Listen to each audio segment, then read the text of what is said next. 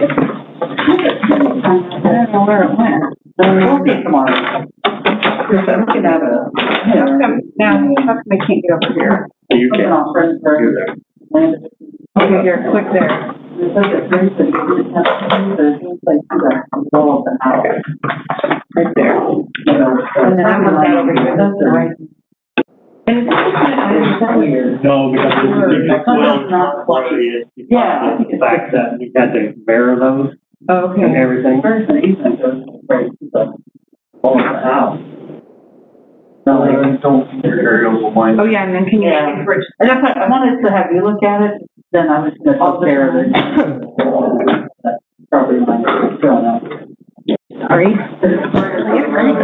Halfway down I know it goes into the yard, but then it ends up along the driveway. So there you're up there now. Okay. And now, And I think she will share her screen, so she'll be running there, so whatever. yeah. So they'll show up there. They're aerial photos. They just put the aerial photos. What? Oh, that's weird. Yeah, if you go way down, it won't be there. Then I have, in order to get to the screen, I have to pull. Over there, yeah.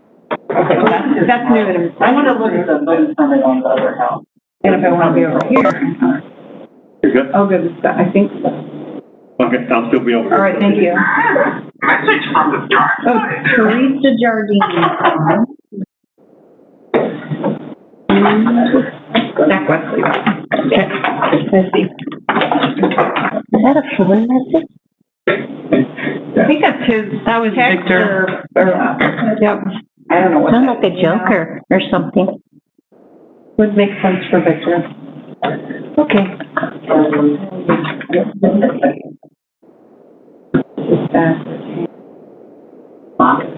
If I want to get here, Victor. I am not a Star Wars guy. Oh, it was. We don't have It was lights. Star Wars. Right, we don't have lights still. Who am I talking to? Let me see if, stop that and see if it'll turn on. Do it from here. Wow.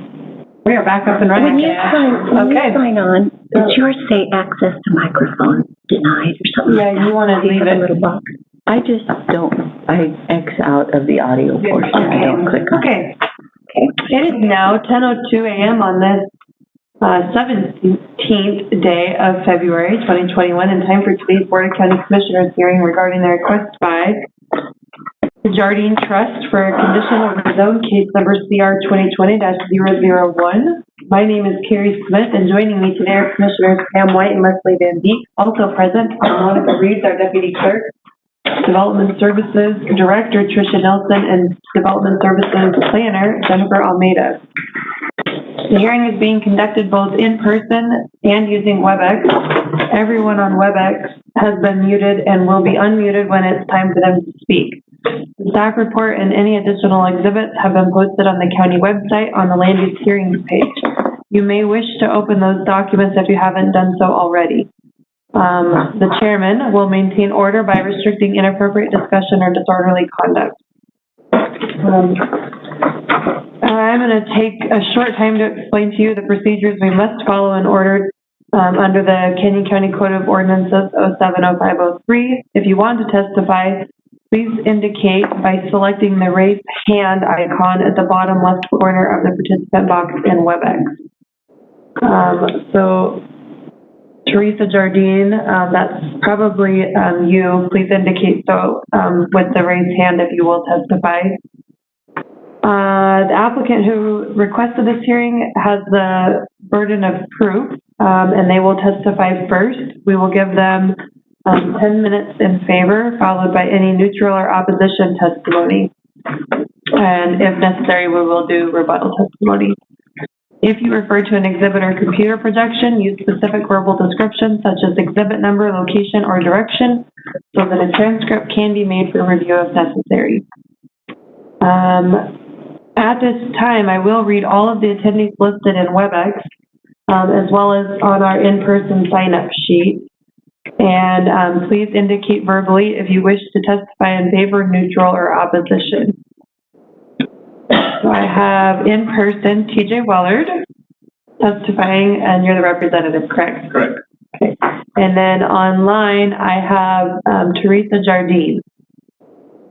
And you are unmuted. Are you testifying today? Usually raise their hand. Okay. We have an audio issue. We haven't, yeah, we are not able to hear you, Teresa.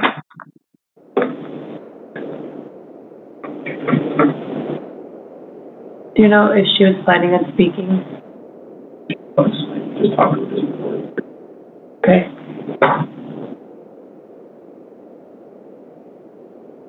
And then, for housekeeping also, Zach Wesley with the prosecuting attorney's office is also online and available for questions, from any staff or, commissioner. And then we're just gonna, oh, we can see you now, Teresa. Yeah. Oh, still can't hear you.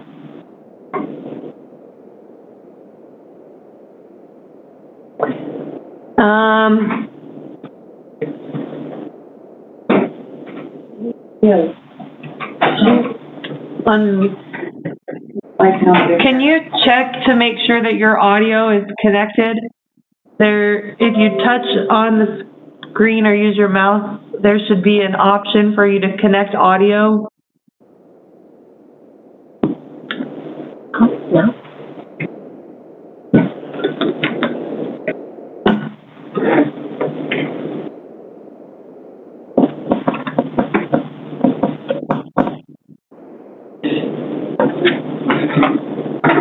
Check and make sure Zach Wesley can hear you.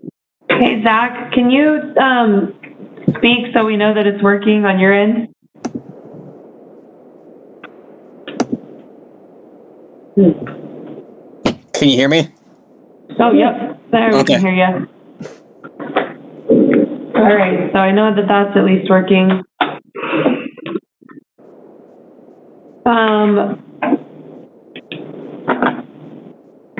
Teresa, can you give a thumbs up if you've confirmed that your audio says it's connected? I would suggest trying the call-in phone number and connecting via just a phone call. In chat, she's got, I don't need to testify, TJ will speak for me. Okay, we'll just do, we got your chat, we'll just go with that. Thank you, Teresa.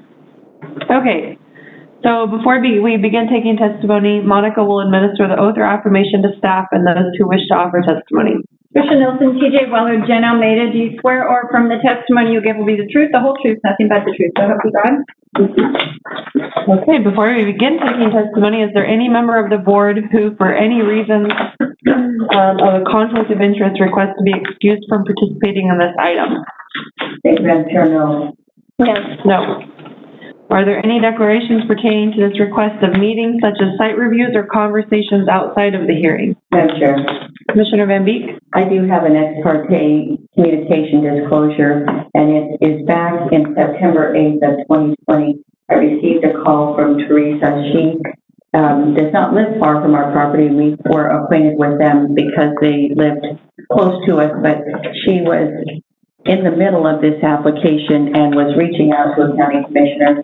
I'm not sure, I must not have received that call. I looked at my phone log and noticed I had a voicemail, so I placed 2 calls and was able to connect with her at that time on the same day. We had a conversation regarding the application and the family dynamics on that. It was early in there, and I had no idea where this application would go, but I did talk with her, and outside of that, we talked about our family, farming, that kind of a thing. I don't feel like any of that conversation would prohibit me from making an objective decision. I also then made a request to Development Services and received the application, I think on September 20th from Tricia, which includes 6 attachments relevant to this, which has been provided to all the board members for discussion today. Thank you.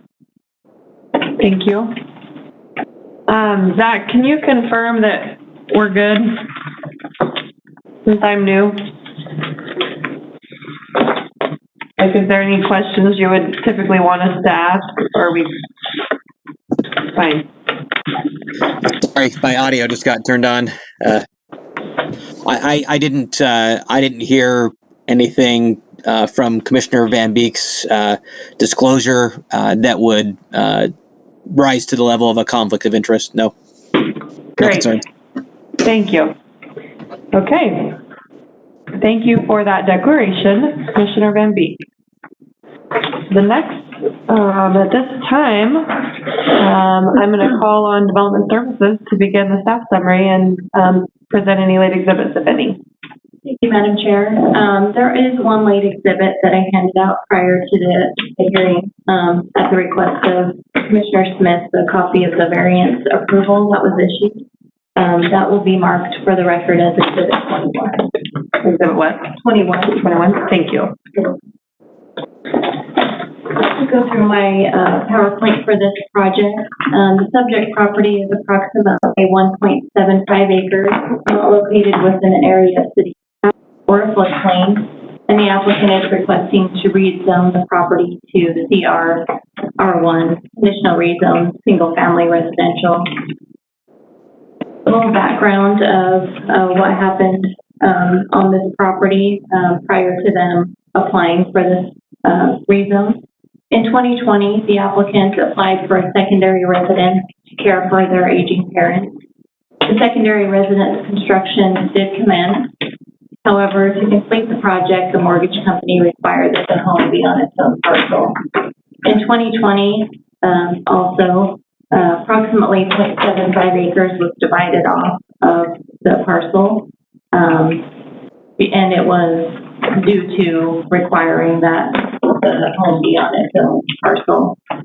And in doing that, it did fall below the 1 acre minimum lot size in the R1 zone. So the applicant was also required to receive approval of a variance of the lot size. They did gain approval of that on December 1st of last year. The applicant is also requesting to rezone the property to comply with code.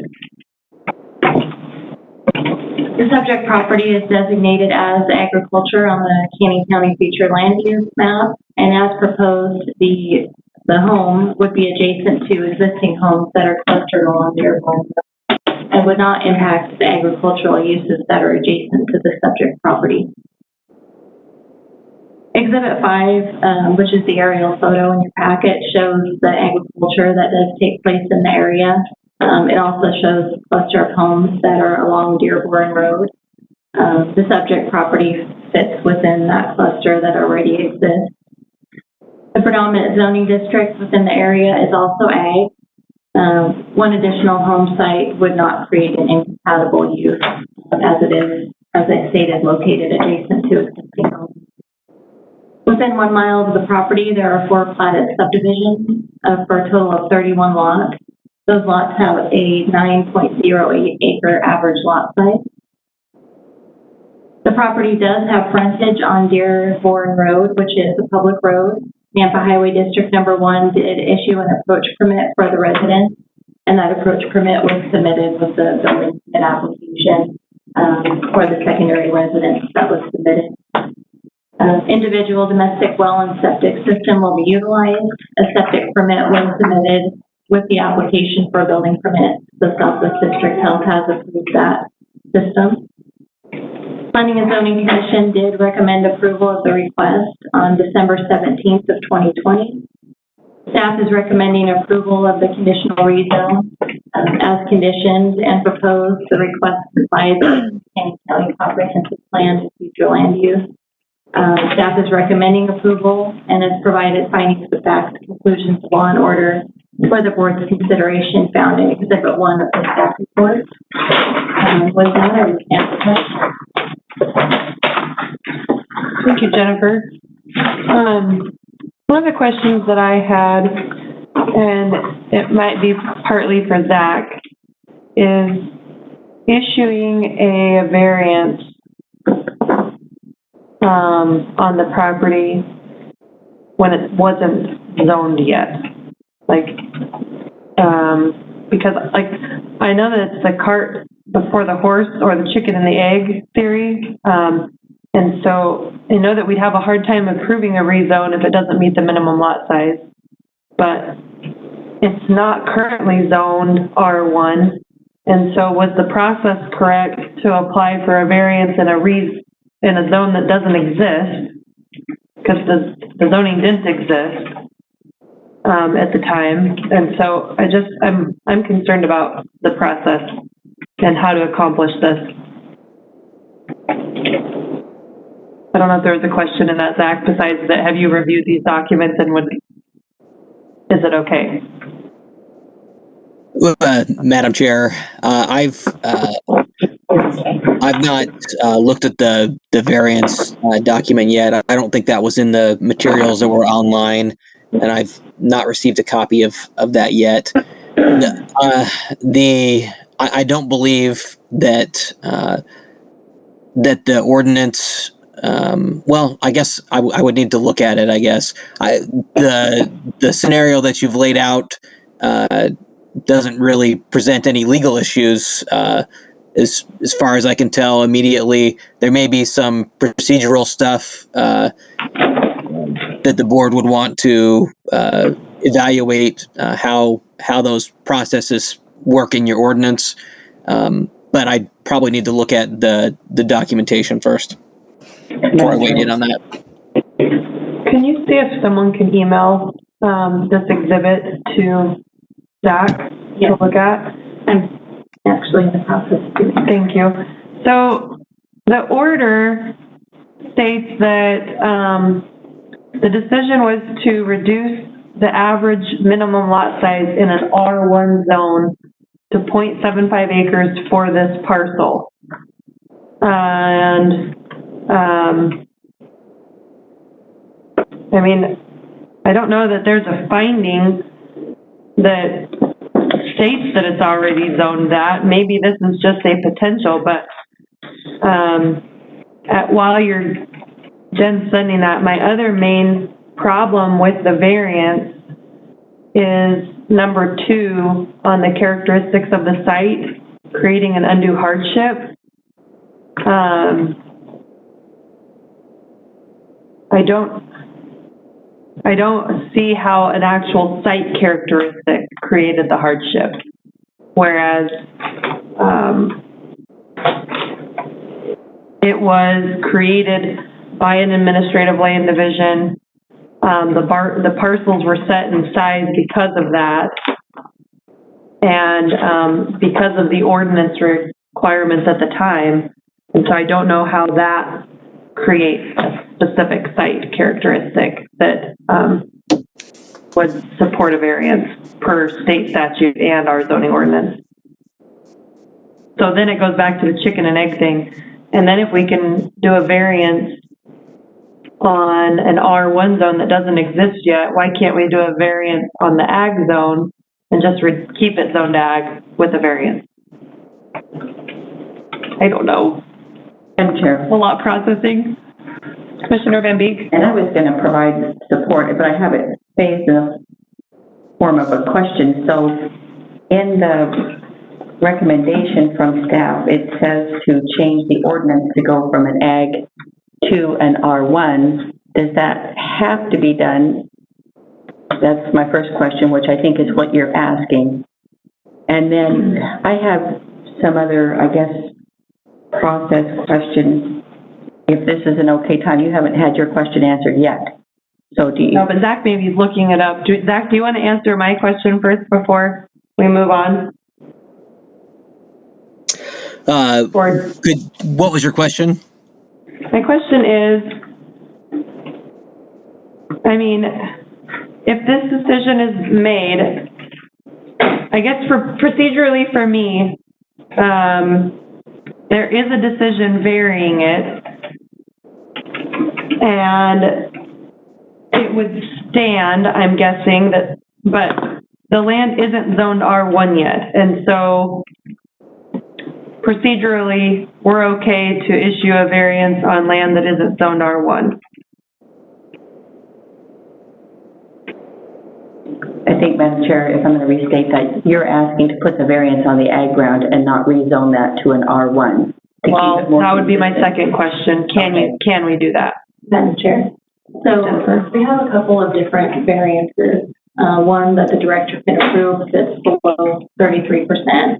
Anything more than that, has to go through the public hearing process. And so this was an administrative decision. Right. That wasn't at all heard by the planning commission.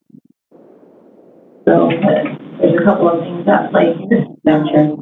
Jennifer, Commissioner Van Beek? where does it fall in that 33%? Is it above or below or at that threshold? The one that was issued was below the 33%. That's why it was an administrative decision. Is it like 25%? Yeah. Thank you. Madam Chair. Commissioner White? On the variance package, on, I think it's the second page, and that is number 2, do the characteristics of the site create an undue hardship? And my first thought was yes, because it's not that, they can't put they have to get a loan on the house. So that makes it a hardship because they can't unless they have this. But if you read on down, it says west of the subject property is a large ag parcel and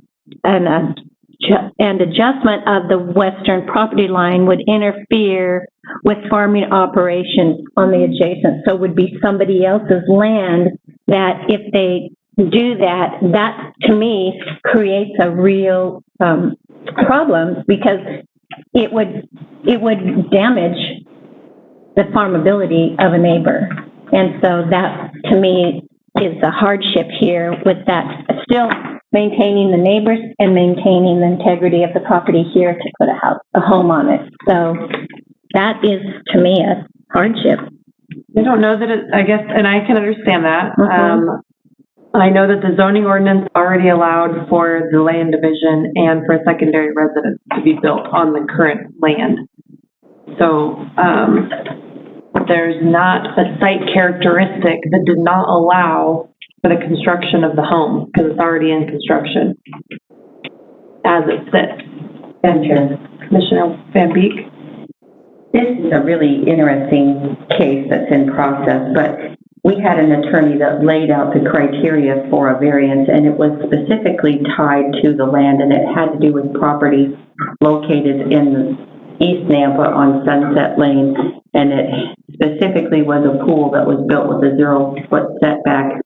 And the criteria that the attorney laid out in opposition to that stated that the applicant basically placed themselves in jeopardy because they built on it was a process question.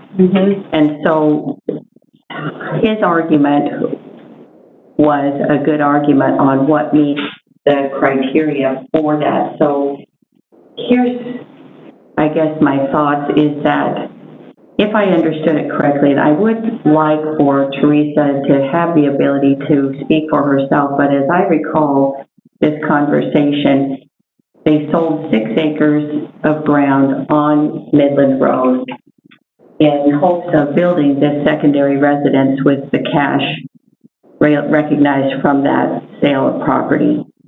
They were unable to complete that project as anticipated because of the escalating costs of construction and found themselves in a position where they were going to need to have help in the form of a loan. So I guess I would like to ask Teresa if she could verify that information, or maybe TJ knows. And then that is a different scenario than trying to make a case for hardship based on the site-specific characteristics, because I understand what you're saying. The site itself and the fact that there is not enough room to put a house there, according to county ordinance, is a separate issue from someone experiencing a shortfall in their inability. I don't see the hardship variance for the site characteristic in there either, but there could be a different reason that that was granted, and I would like to hear from that. Madam Chair? Yep, Zach? I had just a question for the Jennifer, the Almeida, the planner, who's present, if I could. Yep, she's available. Hey, Jennifer, my question for you is the rezone that's scheduled today for the hearing is a necessity regardless, right? The lot split wasn't according to the county's plan. There's not a lot split available for this parcel unless it's rezoned to R1, and that's why we're going forward with this rezone today. Is that right? Yes, that is correct. So, Madam Chair, could I address your question for a minute? Yes, please. So, I think in looking at this variance application, I do think that I think what you said, cart before the horse. I think yes. I think the variance probably just worked its way through quicker than the planning and zoning process. It looks like they were filed at the same time. And I think reading the variance itself, it is predicated on this idea that the property will be rezoned to R1 because the size of the lot, the variance, the 33% wouldn't be available in the ag zone because the parcel size would be required to be too big. I think the R1 parcel size, lot size is required in order to get the variance. So yeah, the variance probably should have happened after the fact of this hearing. But I think the questions about whether there's a hardship or not aren't before the board today. I think maybe that's an appropriate question to discuss with your staff afterwards. But the variance itself isn't directly before the board. It's not been appealed and would be final under your ordinance unless it was appealed. So the issue for today, which I think needs to go forward, is the question of the rezone from ag to R1. Okay. Thank you for that, Zach.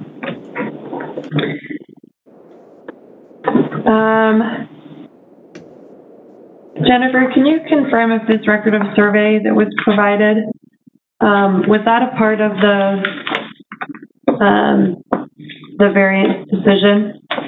No, that was just to show the parcel sizes that were there and surrounding it. So can you confirm what parcel B is?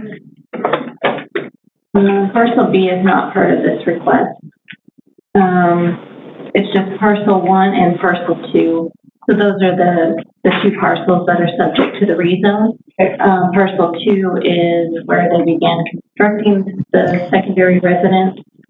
That was divided off for financing purposes so they could get a loan to complete it. Can you confirm if when they were issued a secondary residence permit that they were told that it had to remain one parcel?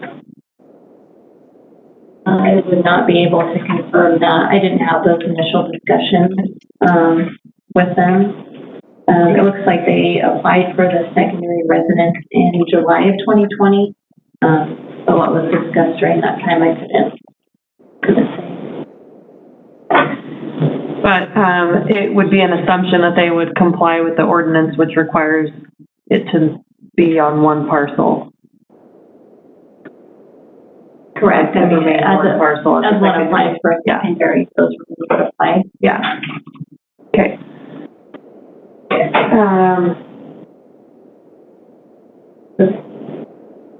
I just want to make sure you note that on the survey that parcel B is not a legitimate, there's no approval for parcel B. And what exhibit are you looking at, Madam Chair? It would be exhibit 21 and the attached record of survey that was included with exhibit 21. Thank you. Okay. I have one more question, Madam Chair. Commissioner Van Beek? In the findings on this administrative decision for the staff report, it's indicating that property owners, so it's a process question, again, 600 feet of notification on the findings on exhibit 1 for the staff report that we received today. On findings of fact number 9, it's a 300-foot notification. So which one? Are they different? Yes, Madam Chair, Commissioner Van Beek. For neighborhood meetings, property owners within 600 feet are notified. When we notify for public hearings, we comply with Idaho statute, which is 300 feet. Thank you.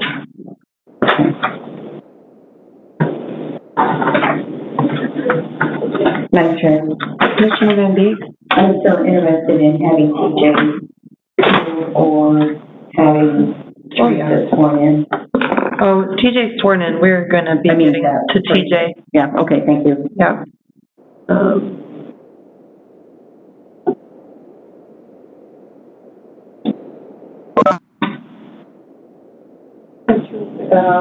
Got there.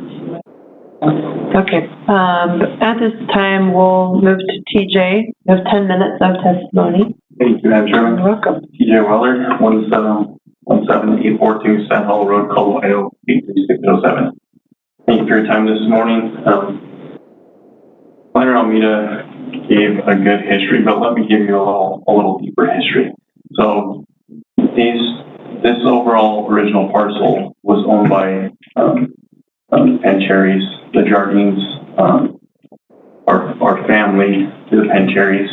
So when they did the original land division, they split off the existing house on the parcel in question today as a land division. And so that house and then the Pencherries house, which is shown as parcel B on that, I think it was exhibit 23 that you're looking at. And so they came to me asking to adjust the property line of the subject property to incorporate more land so that the Jardines could build a secondary residence there to take care of their aging parents. So we went through the process and got approval to do a property line adjustment, which increased the parcel from 1 acre to 1.75 acres. If you look at, I think it's exhibit 3, an aerial map, there is pretty much a strip of fallow ground between the two houses. So that is the additional 0.75 acres that was added to this parcel to increase its size so that it could fit a secondary residence on there. They looked at possibly going bigger, just in case this did arise, because they knew they thought they would have enough money to be able to build a house without having to get a mortgage. And so they went forward with it, the 1.75, because the other family member didn't want to have this parcel jog out into the farm field. It would screw up several corrugates. It would have jogged out there over 20 feet. So it would have screwed up a lot of corrugates and made farming extremely difficult and essentially waste more good farm ground. So they went with the 1.75, hoping that they could finish construction and without having to get a mortgage. Even if they did have to get a mortgage, they're hoping the mortgage company will work with them. But mortgage companies aren't very well to work with. So here we are today, and they had to create that, to be able to get a parcel number for the mortgage company, they had to create that parcel. So that's where we sit today. We have the two parcels, the 1 acre with the house and the 0.75 acre that they created for the secondary residence. So I guess to address a couple things with the hardship, it's more of a site characteristic because if we want to preserve farm ground, when we can have a 0.75 acre parcel without ruining over an acre of farm ground, well, I think it's better to have a 0.75 acre parcel than ruin an acre of farm ground to make it 1 acre. So that's kind of the site characteristic. The variance really isn't addressing that when we're asking for a variance because we need a separate parcel for the secondary residence. The variance is that we just need to reduce the size of this parcel so that we're not wasting farm ground to meet an acreage. So the site is already approved for access with the highway district. It's approved for well and septic with Southwest District Health. So the size of the lot isn't constraining being able to put this house and everything, all the necessary utilities on it. So hopefully I've addressed some of those questions. I don't know that I can address the chicken before the egg thing, but we can't really ask for the rezone either unless we know that we can get approval for the variance. So it is chicken and the egg thing there that well, do we need the variance first so we can ask for the rezone, or do we need the rezone first so we can ask for the variance? If we don't get one or the other, or both, then it's a no-go no matter what, so I guess I can just stand for any other questions. Any other questions? Commissioner White? TJ, you mentioned that it would waste 1 acre if you went, it would waste an acre of farmland, but going with 1.75, is that what that, the western property line that would interfere with farming operations on the adjacent parcel, is that what that is referring to, or is that another, in addition to the acreage, 1 acre versus 0.75? Madam Chair, Commissioner White. So the way the coordinates are laid out, the way that we did it, it creates one straight line with the parcel to the north, so that if we were to jog out, then you're wasting all those roads to the north and all those roads to the south because you can't get water from one end to the other. So that's where I come up with acreages. You're wasting all those roads south and north of you as well. Madam Chair. Commissioner Van Beek? The 36 acres west of this property, what are they farming in there? Do you know? Madam Chair, Commissioner Beek, I believe it was neck. Okay. But it may be down though. Okay, but it's gravity irrigation? Yes. Is what I hear you say. Okay. And then this, you call it a fallow piece of ground that lies right in between those two 1 acre parcels. And so, you know, we have a piece of ground that's a 3/4 of an acre adjacent to our property. And it's located in between there. Tell me about, I mean, I guess I would have to have the farmer on the phone, but mint is a high dollar crop with, you know, a lot of input. Alfalfa is a different one, but you'd still have to get a machine in there to harvest it. So has that ground been farmed? Madam Chair, Commissioner Van Beek, no, it's sprayed to keep the weeds out. We've always had it, right? Okay, so you're saying the last several years that piece is not, it's just laid there in between those two properties? I took this project on in January of 2020. Okay. And it was laying there in the same condition at that time. Okay, thank you for your testimony. Madam Chair. Commissioner Van Beek? I have a question for Jennifer, perhaps. We have a trust affidavit that's been included with the staff report. It's, I think, still part of Exhibit 1, but it refers to Section 63602G or Section 63601 of the Idaho Code. Can you tell me the relevance of including that in the staff report, please? Commissioner Van Beek, can I ask what exhibit you're referring to? I'm sure we're looking at the same thing. Actually, I was forwarded information, so this will not have an exhibit number. I apologize for that. This was included with the information that the director sent back in September, and I will forward that to you, and that would, I think, be Exhibit 22 if we're numbering, unless the director... This is part of the record. Correct. We'd have to enter it in as an exhibit for everyone. And let me call that up. Madam Chair? TJ? Sure, Commissioner Van Beek? Yes. I think I can answer that question. So the property is under their Jardine Family Trust. And so in order to verify who can sign that application, we submitted the creation of that trust. And that's what that document is. Okay, and so I'm looking for the nexus and how this helps me for today. So this is is it an ag exemption? I don't remember what those designations are on the G. Can you provide more information? Madam Chair, Commissioner Van Beek, I don't know what that section of the code is. This is their, the proof on the Secretary of State's website to prove who is able to sign for the trust. So that was submitted with the application to verify that the person who is signing for the trust has the authority to do so. I can't speak to specifically what is said on that document. Thank you for that. I'm going to email the assessor. I did try to call him to get relevance, and I did not get an answer.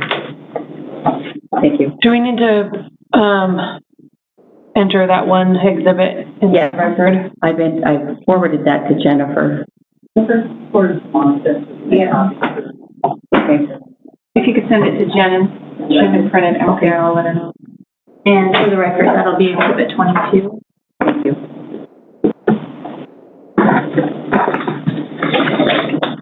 Okay, is there any additional questions for TJ? Okay, I have a couple more questions for staff. If you look at exhibit 1, which is, a part of the staff report for the conditional rezone and development agreement findings of fact, under the conclusions of law section, for section B, when considering the surrounding land uses, is the proposed conditional rezone more appropriate than the current zoning designation? The conclusion here is that this zone designation is more appropriate than the agricultural designation. The finding, the last sentence states that the current agricultural designation does not correspond with the land use of the property, which is residential in nature. So the 1.75 acre parcel was created through a legal administrative land division process in the agricultural zone. So I'm asking for staff interpretation and the PA's interpretation. Does this finding mean that all administrative land divisions make land more appropriate for a R1 zoning designation? Madam Chair, the basis in that thought is, yes, the 1.75 acres was created through an administrative land division. The 0.75 acres that they're currently trying to complete their secondary residence, which has already started commencement of construction on that 7.75 acres, it's already changed. It's already out of agriculture. I mean, that was the basis of my thought on that. I would not say that in any other circumstance that it would be more appropriate, but I'm looking at the fact that it's already been taken out of farming. We've already got a home under construction on that 0.75 acres, and that was my basis of thought in that finding. And if the board wants to expand on that finding as we move through this process and deliberation, certainly do that. But that's where I was coming from in that statement. Madam Chair. Commissioner Van Beek? So I'm going to ask you a clarification question that in one of the more recent land use administrative decisions, we decided that we did not have to rezone an entire parcel. Is that where you're going with that? That we didn't have to rezone an entire parcel? No. Okay. No, this one, it's none of it's agriculture, so I don't know that this one applies for what I was talking about there. Thank you.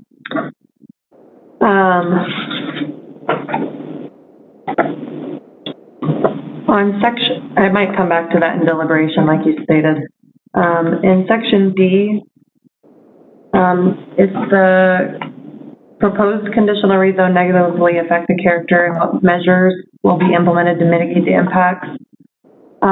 It talks in the findings like the residence does not exist. However, it does exist. And so,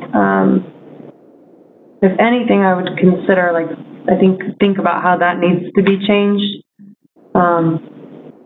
Because with your finding above, D needs to basically state that the zoning ordinance already allowed for these secondary residences, and they change the character of the area. And I think that we need to consider the ramifications of that decision if that's the finding that is made. And again, I'll come back to deliberation on that. And then am I missing on the order of decision, condition number 2, am I missing something from Nampa Highway District? The exhibit that I reviewed did not have any improvements. Madam Chair, so the Highway District has already issued an approach permit, but they will want to verify that the driveway is completed per their for their requirements, which is typical of the highway district. So I just put that in there as the catch-all, making sure that the driveway is actually put in the correct location and the correct width and meets the permit that was issued.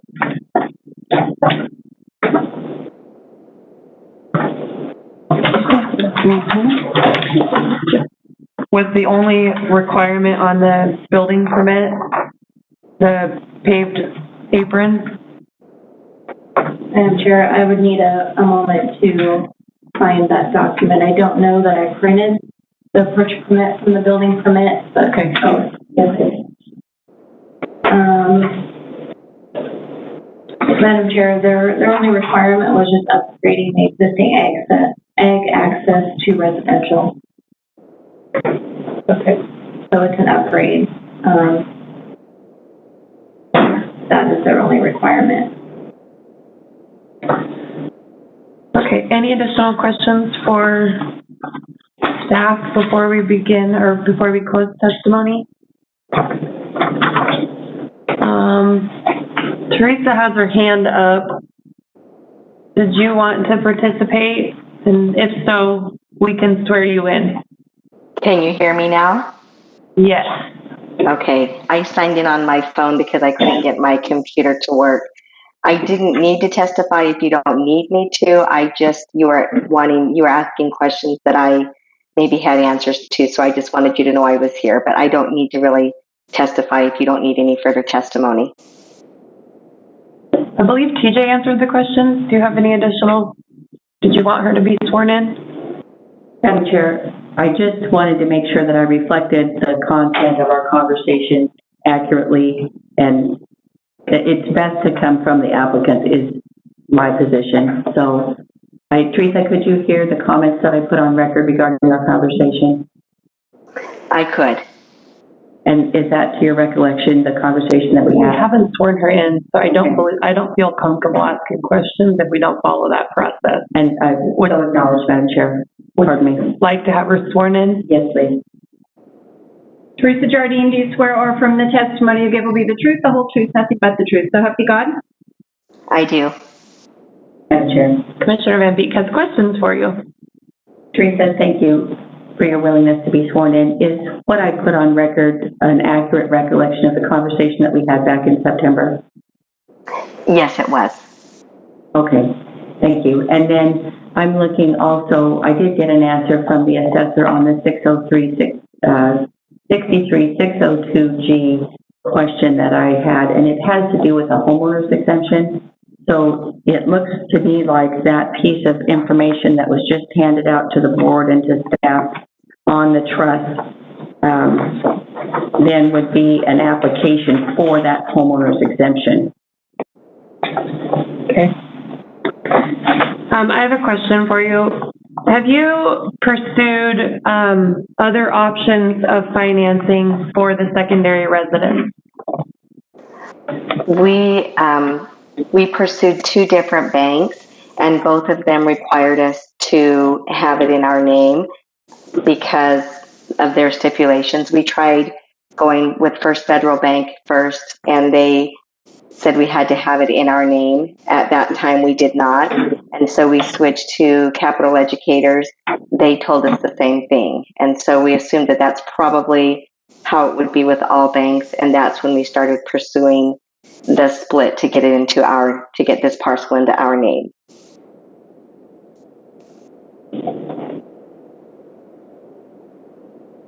And we cannot base a decision based on emotions and what will happen. This needs to be based on land use decisions. But if the project is not moved forward with a rezone, what is your next step? What would you do to continue with the construct? Will the home be completed under the current construction building permit? Yes, it would be. Okay. I don't think we have a choice at this time. Okay. Commissioner Van Beek? Thank you, Madam Chair. We only have the application under that trust affidavit. I have emailed the assessor to ask if the homeowner's exemption was granted on parcel 29887-011. So it would be more information for the record. I'm just giving information to the board. Okay, one last question for staff. On F of the conclusions of law on the finding, it states that no roadway improvements are required to provide adequate access, but you're saying that access did need to have improvements, correct? Madam Chair, so the answer to that question was public road improvements. So there aren't any public road improvements that would be required for this. Their driveway access to the public road just needs to be upgraded from an ag to a residential approach. So there's no public road improvements required. So Does the zoning ordinance use the word public?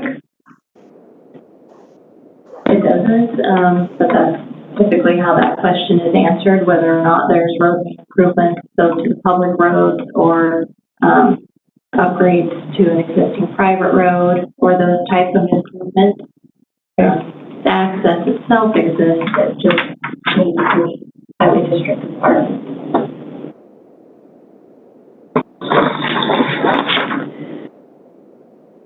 Okay. Any other questions for staff or the applicant prior to closing public testimony? Madam Chair, Commissioner Van Beek? I want to go back one more time to the exhibit that was provided with the administrative land use. That's exhibit 22 on parcel 2, that 0.75 acres. When we're discussing site characteristics, I've heard an argument from the applicant's representative and then the findings that from the staff, and I want to hear that put on record again. Did you find that there were characteristics with this site that met the criteria under 7-8-3 criteria for a hardship as outlined in the county ordinance? So, what we heard from Zach, and I wrote it down. Yes, you're correct. Is that this was not appealed and the decision is final. I withdraw the question. Thank you. Thank you. Okay. Madam Chair. Commissioner Van Beek? One more piece of information. The assessor confirmed that the property was granted a homeowner's exemption in 08. Or one home. Yes. Madam Chair, so Commissioner Van Beek is referring to an email that none of us have seen, and it's not part of the record, so I would ask that we do the same and enter that into the record as Exhibit 23. Okay. And if you want to email that to me, or excuse me, to Jen. Thank you. So, I think it's important to note that by doing a rezone, right now, currently, state statutes allow for only up to $100,000 of a homeowner's exemption per parcel. So this would also now take an additional $100,000 off of the second parcel and the second home as well. And I appreciate your perspective, Madam Chair. Thank you. It's an unorthodox way to do it, but I am interested in having the most comprehensive fact finding on which to make a decision. Thank you. So, is there any additional questions for staff or the applicant? Give a motion to close public testimony. Madam Chair. Commissioner Van Beek? I move that we close public testimony. Second. There's a motion and a second to close public testimony. All those in favor say aye. Aye. Any opposed? Public testimony is now closed. Based on the staff report, testimony, and exhibits we have received today, does the board have changes it would like to make to the recommended findings, conclusions, and order? The time for deliberation. I will go ahead and start. For me, I think that,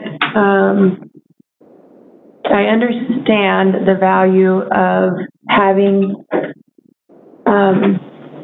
family near you, and allowing for, especially when there is aging parents that need to be taken care of.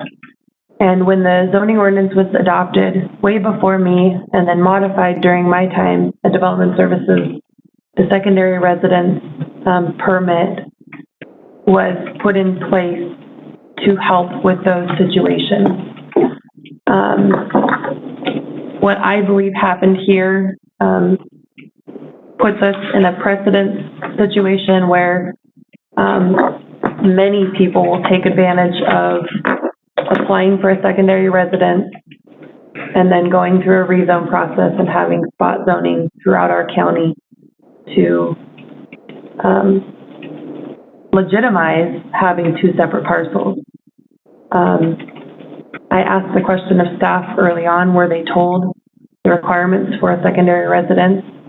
I can't guarantee that they were, but I would put money that staff did their job and told the Jardines that this is a secondary residence. It needs to remain on one parcel. And that the Jardines knew that financing would be up to their own. I also know that there are lenders out there that will lend on high-risk properties. Interest rates are typically higher, but in an effort to preserve the character and the meaning of what the ordinance provides for our community and not set a precedent to apply for secondary residences and then just go forward with rezone and have findings that state that this is more compatible now because of things that our ordinance allows, is a hard pill for me to swallow. So I would recommend changes to the conclusions of law that would support denial of this request. And I feel bad for the Jardines, but I think that they have other options. She did state on the record that they would continue finishing the home. No one's going to tear their home down.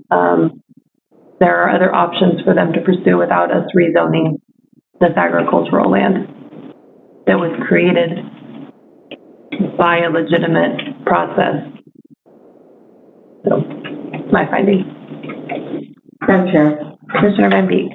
Thank you for your comments and your thoughts. I know that you have a vested interest and a passion for, and you're a more sophisticated consumer of information because of your background in development services. I need some clarification. I guess for some reason I thought that this lot, you're saying that it was created through an administrative process that was a legal process, and I guess I want to ferret that out just a tiny bit because there's process here happening in arrears. And so, fully supporting what you're saying, the applicant didn't have control over a process that happened here in the county. And what do you mean by that? Well, I guess what I'm saying is, if we approve the variance before the rezone, if this applicant... I'm not worried about that part. Okay, or any applicant doesn't drive policy that's created or variances that are approved. I mean, they can make an argument for it, but the onus, the burden of making the findings for or against based on our comprehensive plan and all the other findings that are in there, those 9 criteria, that the burden of proof for that falls on the county, I guess, is what I'm saying. So, and they did that. So the county commissioners adopted an ordinance for an administrative land division criteria that allowed land divisions to happen. Typically it's 2 acres or greater in size. The minimum lot size has changed historically over the past years for how small those administrative land division approvals could be. And can we be interactive here? So if we go back to that site map then, which is part of Exhibit 22, this 1.75 acres, which is still considered parcel 1. This is a proposed parcel 1 and 2. So that administrative land division on 40 acres created that 1.75 plus parcel B of 1 acre. No, parcel B is not, so parcel B is not an approved parcel for an administrative land division. Okay, and I think that may be where I had some confusion. Right, so probably what will end up happening is that the next application is going to be for parcel B. Because they split this without going through the proper channels. Correct, and the Okay. proper channel was the administrative land division that created the 2 parcels, which the staff report states that both parcels have homes built on them.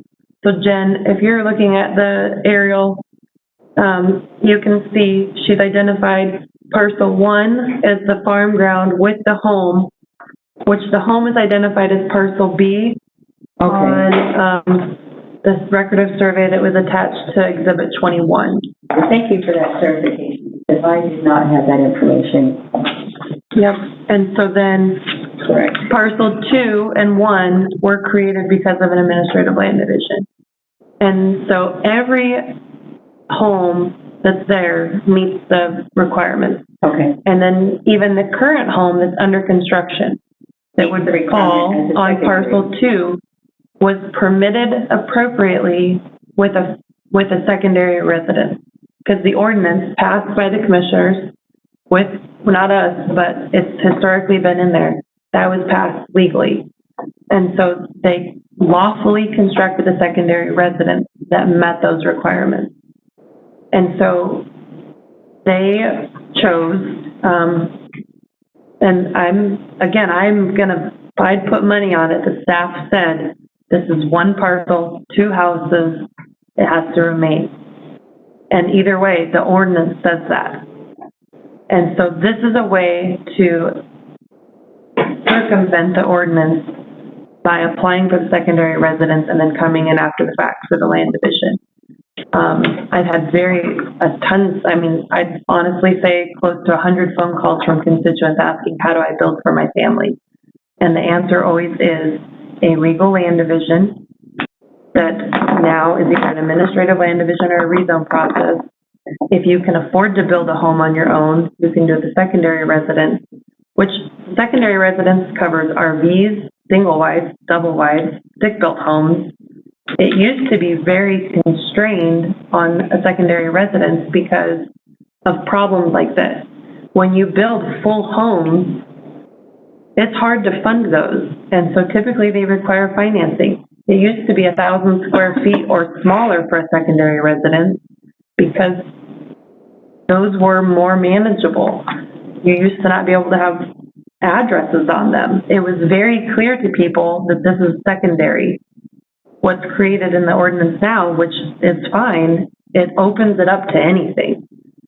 But because of that, if we just start allowing for the land divisions and the rezones of all these parcels that have created these secondary residences, we're going to have a lot of homes created out there. Because what stops anyone from coming in and applying for a secondary residence and then coming back in front of us for a rezone for after the fact? We're going to feel bad for a lot of people. Thank you for your explanation, Madam Chair. And are we still able to ask staff for clarification questions? You want to reopen the record? Okay. And the reason that I asked the question was that as you were going through the list of properties, there was some dissent from Development Services on maybe something that you listed in there, and I don't know if it's significant or not. I don't know, so I'm not sure the relevance of reopening the record. But would you like to reopen the record? I don't know what you're talking. I guess I got lost in there's some dissent from Development Services. Madam Chair, I'm going to make a motion that we reopen the public record because I also have a question for the applicant. I'm good with the testimony that we have. I don't need to reopen it. If you'd like to, you can. Yeah, it just was, I didn't hear anything as far as dissent, so I don't know what, I mean, I'm good with what I've heard. Okay. Okay, then we'll go forward with the information that we have. Thank you, Madam Chair. Okay. I can think about what you said. Madam Chair? Commissioner White? I kind of have a different view of this. I think that, as put on the record, the property, it's family-owned. Pancherries and the Jardines, they're all family. That's what you heard? Okay. So, and I think that we as commissioners, I have always, in planning and zoning decisions, regardless of here or where I've done it before, I have always, it's case by case. I do that because the situations are different, and I don't see any spot zoning. Now, the potential for spot zoning, it's come before us already since you've been here. That you know, but I don't see spot zoning because there are houses, and within 1 mile there are how many there were plotted. Can you go to the zoning map? Yes.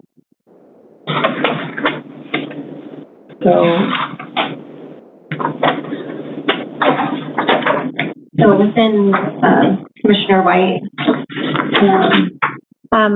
subdivisions, there's 31. I don't think you can give testimony in No, you can't, Jen, so I bet it's just... If you look at Exhibit 7, you'll see not a single other zone exists in that bubble. It is all zoned agriculture. So it would create the first zone. Excuse me, I don't, okay, again, I'm just giving my, and I do not see this as spot zoning.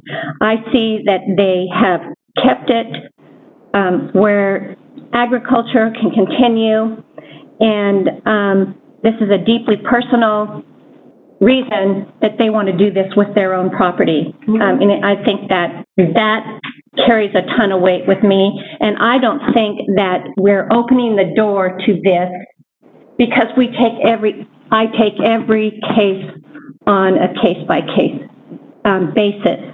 So, spot zoning is totally obvious, and I don't see this as that. I see this as they had the property, there's already the houses there, and I understand the, there's a lot of hard money lenders, and I mean, there's a bunch of them in Seattle, and they're even in downtown Boise, and it'll cost them their whole retirement to do this when they own this land. This is their land. They have set the boundaries such that the corrugate, it will, okay, that'll run with the rows or however in farming, and Commissioner Van Beek, and I don't understand that, but I kind of got the idea of what they preserved, how they did this to preserve. And on a case-by-case basis, I have no problem going forward if we did this, if the variance shouldn't have got there, or however, as we go forward, I think we can look at each case individually. And today we're asked for the conditional rezone, correct? Conditional rezone.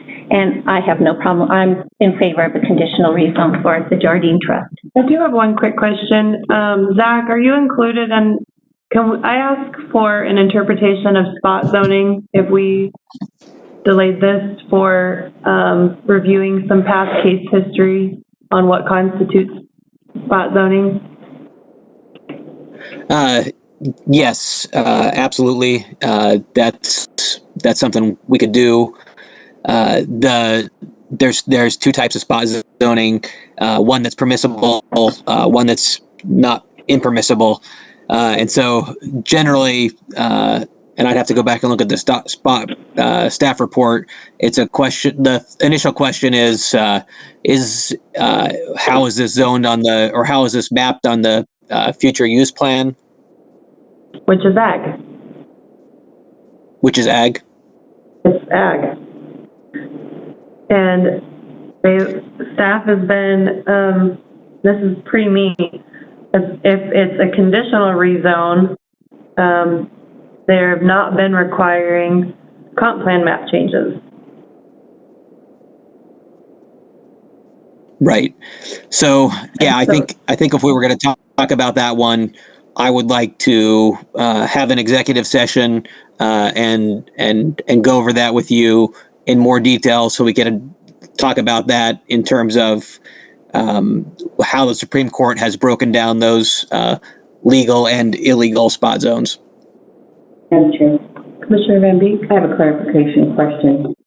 So on the subject property with parcel 1 and parcel 2, even though there's homes on there, are they still zoned ag? Yes or no? Yes, those are zoned ag. Okay, thank you for the clarification. And I've got the comprehensive plan map, which this is shown as ag on the comprehensive plan map. Madam Chair, Commissioner Van Beek? for the surrounding properties on the Penn and the Wheelers, which are north and Lewis's of this subject property, are they zoned ag? Ag. If you look at Exhibit 7, the radius circle, which is a 1 mile radius, Okay. everything in the 1 mile radius is zoned agriculture. No zoning change has occurred in that 1 mile radius. Okay. I appreciate the clarification.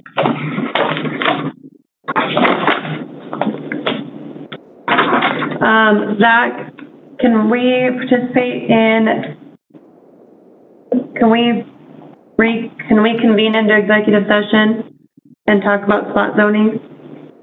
Or do you want to reschedule You want to do that today? Sure. We could do that today, or you could continue this and we could do it at another time. I'll leave it at your discretion. I know that the WebEx is difficult to operate with exec sessions. When will you be back in the office? I'm here tomorrow for legal staffing. We could talk at that point. Madam Chair? Commissioner White? I just have a question that it's just random, but if this is all ag, in other words, there are no residences, people can't live on their farmland? No, that's not true. Okay. So, which is what I pointed out in the beginning. Every parcel that is created on this parcel is already legally existing except for the illegal land division now. Well, here's that's a subdivision map. So you're looking at Exhibit 8. And so that is subdivisions 1. And down here. Yep, so there's 4 subdivisions in that corner. Those were all subdivisions that were created, you can see on the right, on Exhibit 8A, in 1913, 1994, 2006, and 1999.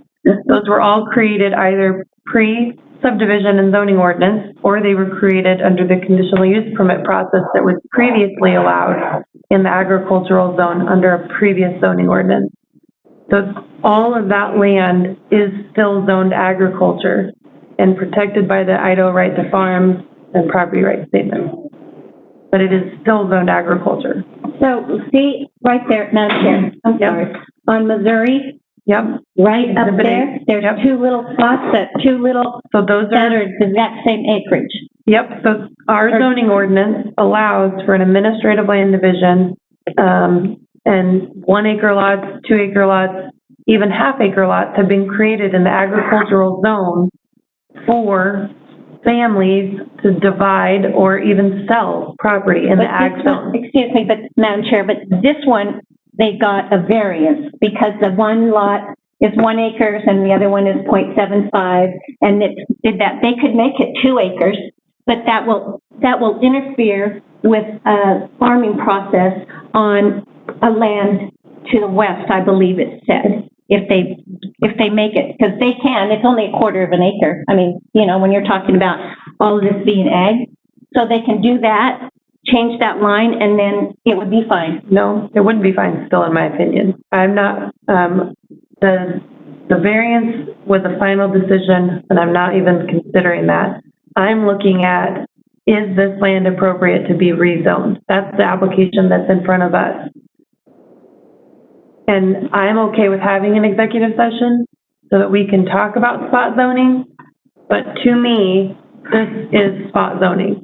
And to me, excuse me, Madam Chair, to me, this is a family that owns this and they have property rights and they already have an existing home and it's not spot zoning. And I'm sharing with you that they met they were afforded administrative land divisions and they utilized them. They were allowed by ordinance to build a secondary residence. They did that. We offered opportunities for them in the zoning ordinance to do what they wanted. And now the additional land division doesn't meet the current code. And so that's why they're here for a rezone. This area is not appropriate for a rezone. Madam Chair, Commissioner Van Beek. I appreciate the discussion from both commissioners on District 3 and District 2. I have additional questions and additional discovery that I would like to make in executive session, and then I'm going to need time to think about the information that we've collected. We've been an hour and 15 minutes and we're not done yet. And I would like to meet with our legal counsel, and then I would like to reschedule, continue this hearing potentially for tomorrow or whatever day works on the calendar. Do you have a date? I would support that as well. Do you have a date, Monica, that we could continue this to after the legal update tomorrow morning? Tomorrow we have the first item at 9:15. We have indigent. We have the assessor's public hearing at 9:30, as well as double booked 9:30 with the public hearing and discuss staffing needs. 10 o'clock, we double booked with the legal staff update and a courthouse campus discussion. 10:30, I don't know if everything will think 30 minutes is enough. If there's a slide opening at 10:30, we have an 11 o'clock. What if we did it at 11:15 after the final plat? Okay, and then you're out of the office at 11:30. Will that give you enough time to get to your appointment? Yeah. Or we could do it in the afternoon. 3 o'clock, it looks like Commissioner White has an offsite appointment from 1 to 3. I have one from 1 to 2. Madam Chair, Commissioner Van Beek? if I could provide any input, the proposal, Monica, that you threw out, I'm not sure I heard you correctly, would it give us 15 minutes? Well, or what about Friday after the meeting with the public information officer at 1:45? Yeah. Leslie has a meeting at... I have a meeting at 2:15. So that would give us 30 minutes. Okay. So, 1:30 on Friday? Is that what you said, or 1:40? Like we have Joe coming at 1:15. And then 1:45. And then, Zach, can you clarify, since we want to talk about this in executive session tomorrow in legal, do we need to continue for that specifically and then continue a decision to Friday? Madam Chair, I think you need to continue the decision for Friday. And any communication we have in the executive session will be attorney-client communication and not part of your deliberation process. You'll then take that discussion we have after we've had the chance to communicate, and then that can inform your deliberation on the continued hearing date. Okay. So then, I would like a motion to continue this hearing to February 19th at 1:45 p.m. Madam Chair, Commissioner Van Beek? I move that we continue this hearing for the Jardine Trust for a conditional rezone case number CR 2020-0011 until a date specified as Friday, February 19th at 1:45 p.m. Second. There's a motion and a second to continue this hearing. All those in favor say aye. Aye. Any opposed? Motion carries, and it is 11:19, which adjourns today's hearing. We will see you on Friday.